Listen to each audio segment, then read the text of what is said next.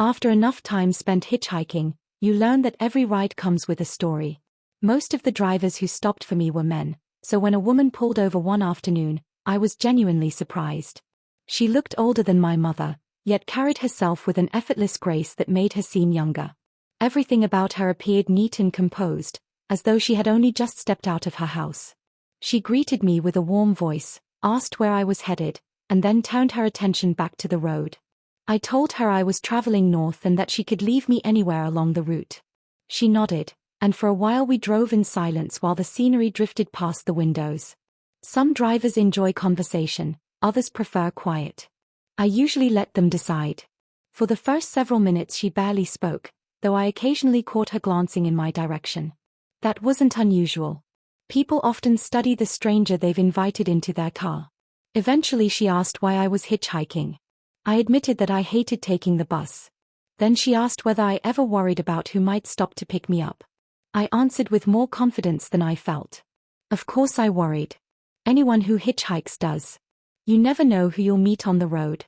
Still, I had always relied on two things: my speed and my instincts. I wasn't particularly big or strong, and the athletes at school loved to remind me of that. But I could run. When trouble appeared, I could usually outrun it. She seemed thoughtful after my answer.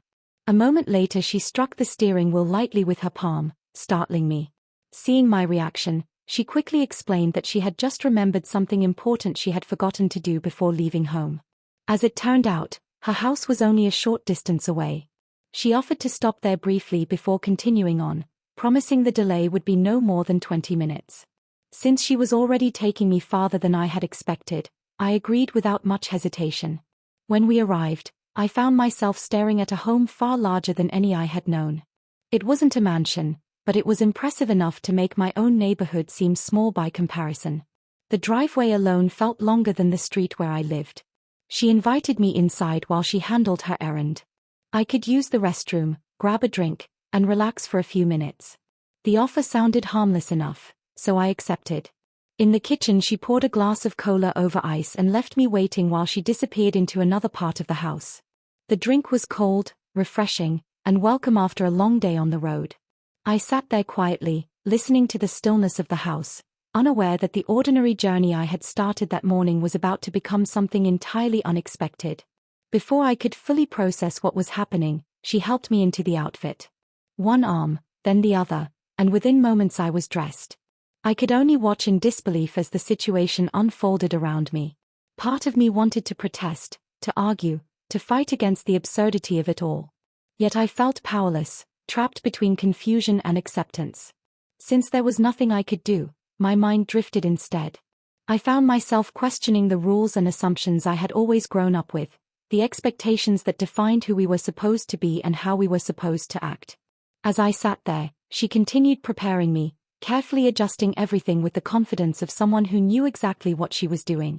Eventually, I noticed something unexpected. I was slowly regaining control of my movements. My fingers responded. My hands obeyed. Even small actions that had seemed impossible moments before were now within reach. Encouraged, I pushed myself upright. I needed answers. When I finally managed to ask why this was happening, she simply smiled and turned toward the doorway. "Your mother can explain it better than I can," she said. I followed her gaze. My mother stood there. Behind her was my Aunt Rose. The sight hit me harder than anything that had happened before. "This wasn't my fault," I said immediately, my voice shaking. My mother stepped forward. She explained how frightened she had always been whenever I hitchhiked. Every day she worried about the risks I was taking. She knew I ignored her warnings, and eventually she became desperate to find a way to make me understand. The woman I knew only as Miss V was actually an old friend of my aunt's. Together, they had arranged this elaborate lesson. It wasn't meant to harm me. It was meant to show me how vulnerable I could be if I trusted the wrong stranger. Then came the final shock. Miss V opened a closet and handed my mother a DVD. The entire experience had been recorded. 3 cameras had captured every embarrassing moment. I wanted the floor to swallow me whole. My mother promised the recording would remain private, but she also made it clear that she hoped I would never give her a reason to use it as a reminder again. That day, I made a promise of my own.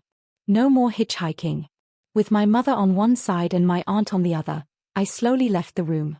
Everything that had been used during the strange lesson had been neatly set aside, as though it had all been part of a carefully planned performance. At the door, I looked back one final time. Never again, I told myself. And in one respect, I kept that promise. I never hitchhiked again.